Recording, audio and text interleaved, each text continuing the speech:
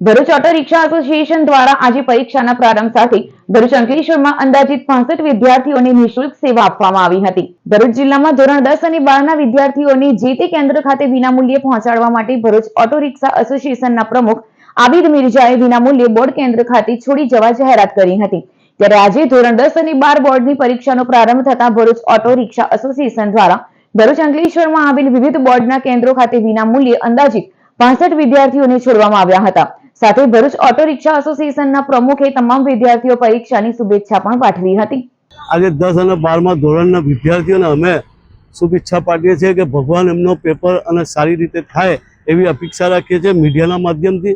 અને ભરૂચ જિલ્લામાં અમારા રિક્ષા ચાલકોએ જે 10મા ધોરણ માટે સવારથી લાવવા અને મૂકવાનું કામ કરવાની સેવા આપી છે એ સેવા બદલ અમને બહુ સારું રિસ્પોન્સ મળ્યું છે।